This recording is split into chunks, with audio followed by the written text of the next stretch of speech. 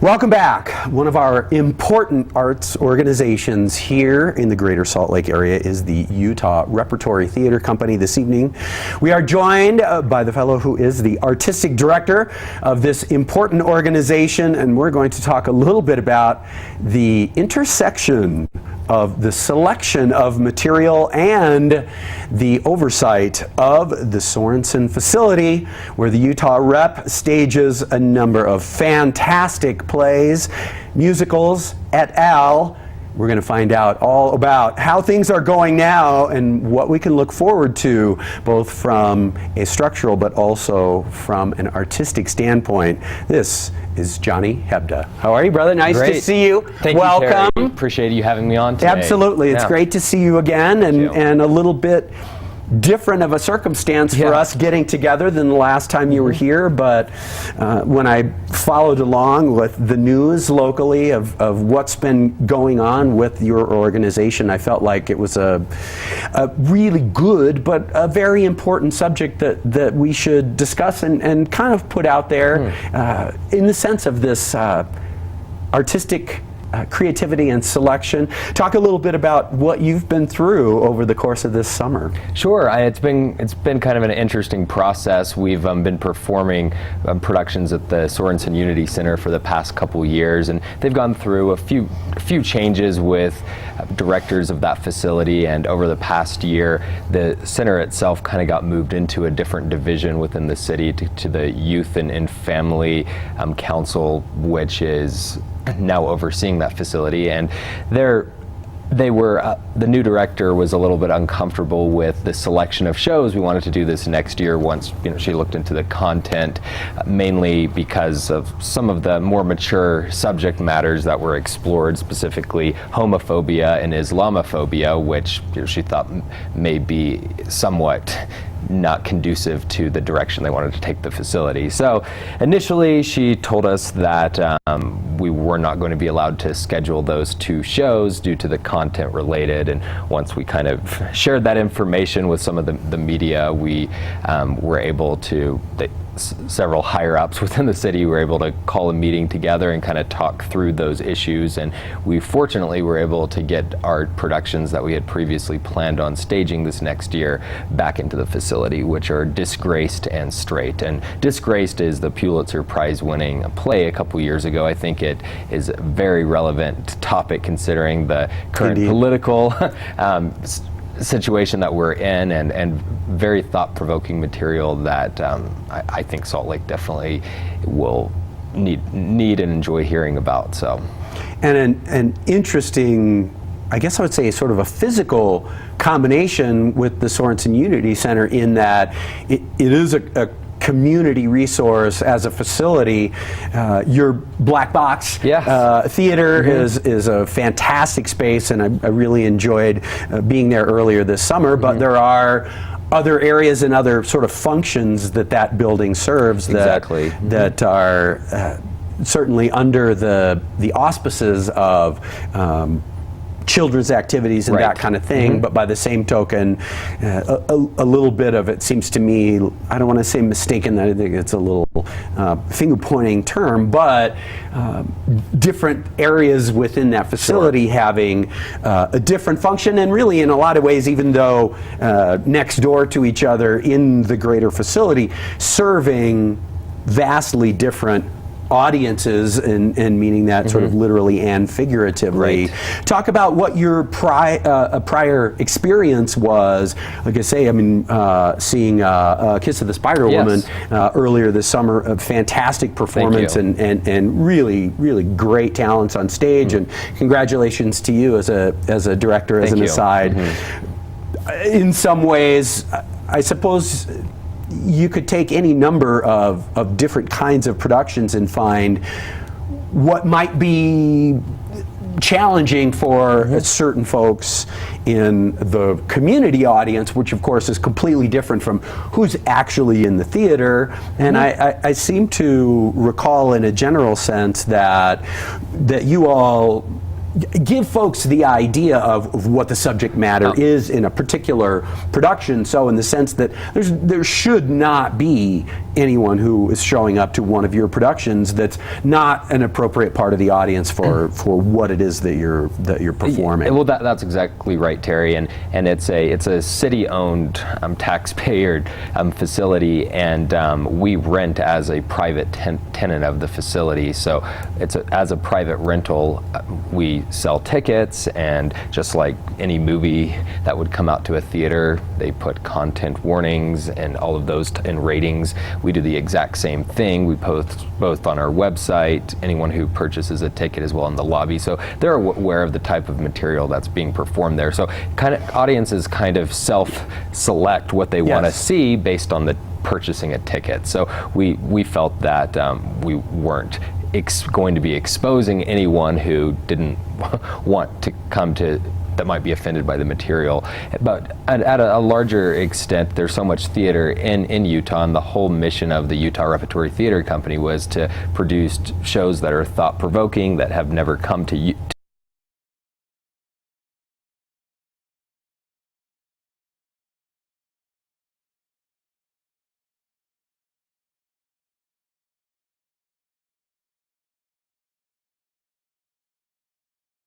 So I definitely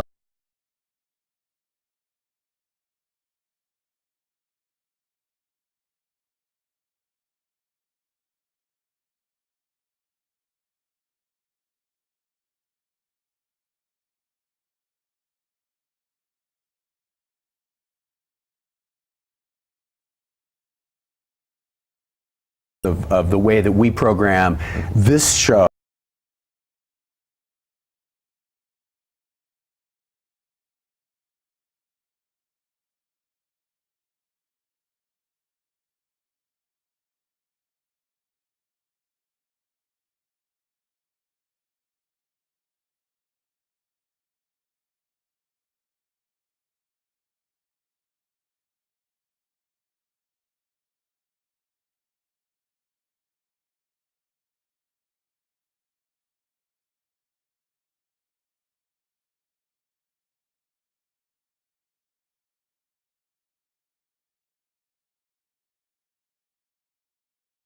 I'm kind of comparing it to sort of a traditional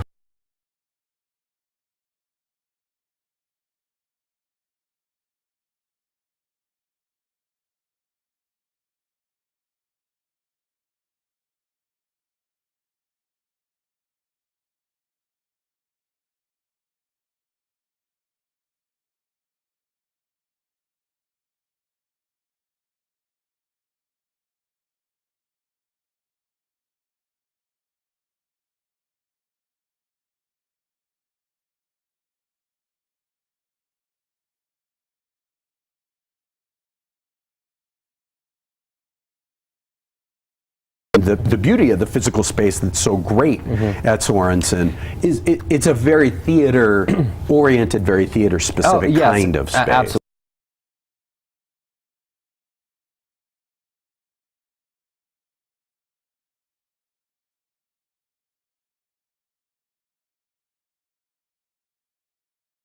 Feet away from the actors, so it's a very real, almost like people compare it to almost watching a film or a movie, because they're that close to the action. And so and it seats about 99 seats, which is the size of audience that we were able to sustain on a regular basis. So it's really a great fit. I think theater goers in the community have come to know that space well, and we've gotten a number of positive feedback from the Sorensen on the audiences that we've been able to draw. A lot of their funding and things are related to the type of participation they get in the facility, and they've been very complimentary in the past with us compared to some other theater groups that we've been able to pull in the audiences. So to say that this is a facility that we're not meeting the needs of what the community is wanting as a community center, I also took a little bit of offense to in the simple fact that we're pulling in greater audiences than other organizations that have used the same facility. So I think we're very clearly... You're able to prove through the numbers, not just the quality of the production. And it occurs to me that more to your point about there being, in our, admittedly and with all respect due to the community, very broadly defined, we do live in a very nuclear family, traditional definition of family-oriented kind of market. By the same token, and I think for folks who may not be familiar with Utah Rep or some of the productions that you've done, it seems important to me to kind of highlight, one, the quality of the production, the quality of the performers that you're putting on, but also that taste factor that just because there is subject matter that may be challenging and for some people awkward, but by the same token, even for some of the people who may see an awkwardness that other people wouldn't label in the same way, but there's a potential benefit there in terms of we deserve to have a place in a market where there is a lot of rated G theater. God bless all of it. Nothing negative about that. But I guess in some ways to consider ourselves as a community to be a grown-up or sophisticated. I'm searching a little bit for the term that I would want to use to say anti-Islamic subject matter or homophobia, which again, as we're seeing Kevin Spacey, Oscar winner's name coming across the news and social media in a staggering way, very today, that there's still a really important social and cultural function that all of these examinations take place, that you all are putting staggering amounts of work into putting the staging together. Talk about your initial reaction when you were first hearing this and feeling this, because I think of what my reaction was, and I'm thinking, you guys do such a great job, and the facility is fantastic, and what a shame it would be that those two things couldn't continue to come together. Yes, and I mean, it was certainly very, very disappointing in the initial stages.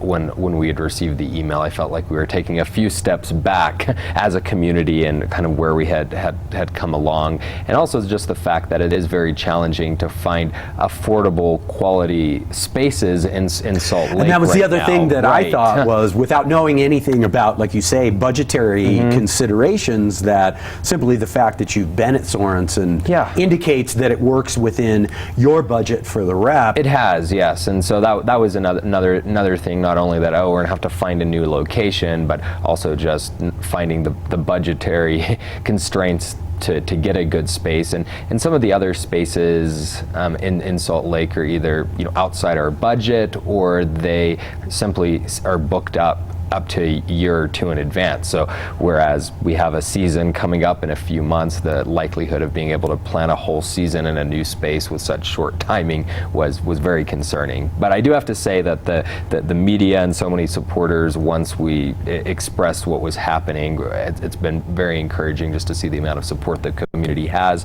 for the type of shows that we want to do, and how many people were eager to offer suggestions and want to help because they wanted to see us to be able to continue. So that at the same time was very encouraging, and I feel like we got a lot of exposure as a theater company that we may not have been able to get for these two important shows. They may have just kind of slipped through the cracks a little bit, but they're very important topics, and we're very excited to bring them to Utah. Timely topics Absolutely. for us in the world that we're living in, and it occurs to me, and I'm thinking just about the fact that we started out the program and my thoughts about tolerance and compassion, and it occurs to me that there were some voices within city government, as you mentioned earlier, that the resolution of this, it feels really good, it feels satisfying, and it feels like it, and maybe I missed some of it, but it feels to me like it didn't devolve to a place where there wasn't still an avenue for the conversation to take place,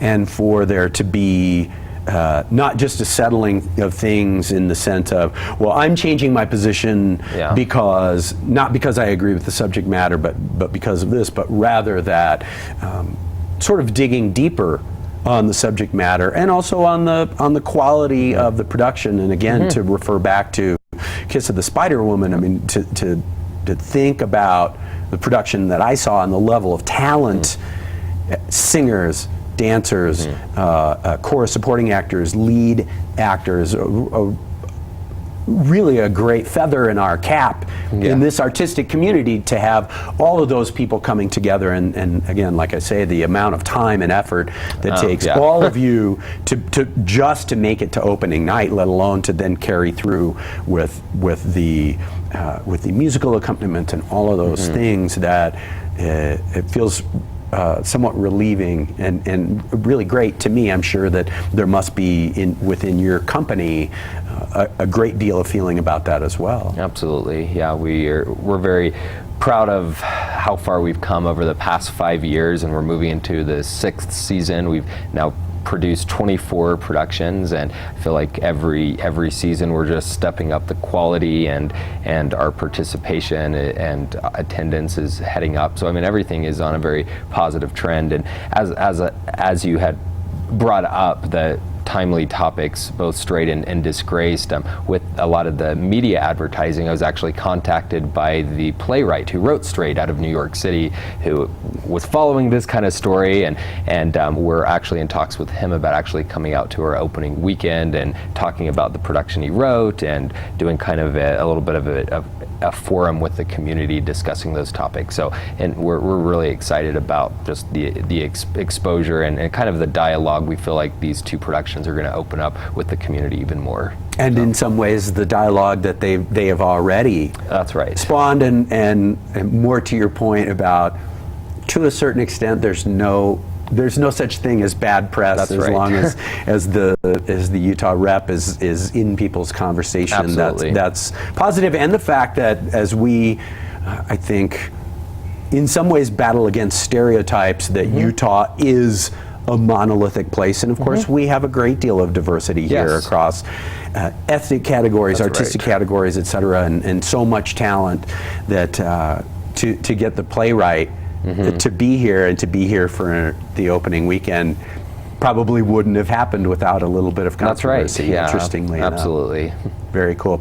Before we go talk a little bit about these two productions and give people an idea of what you're going to be mounting. Yeah. So we're closing out this season with a musical coming up, The Bridges of Madison County, that opens next month, November 25th, and runs through December 10th. And we're actually doing that production at a bigger facility that we're going to start doing once a year at the new Eccles theater space. They also have a black box theater called the Regent Street Theater, so it'll be our first time in a bigger facility, and our plan is to do our one big show a year there, and then our smaller productions to continue at the Sorensen. And then we'll be opening our 2016 season with two plays, the off-Broadway hit Straight, that deals with homosexuality in kind of a modern context. It's very thought-provoking, and I think opens a lot of questions on that topic, and then followed by the Pulitzer Prize winner Disgrace, that was one of the most thought-provoking shows I've ever been able to watch personally, and it just again is so timely on the topics that it discusses, and I think is both of them are very educational and thought-provoking, and lend themselves to learning a lot more about people that are different than ourselves. And neither of these productions have ever been produced in Utah, so we're excited to premiere both of these shows. And I would dare say that if we weren't producing them, it would probably be a long time before they'd come here, whereas you can go to a lot of bigger cities, Chicago, Salt Lake, LA, and this is the type of theater that's readily available. Of course.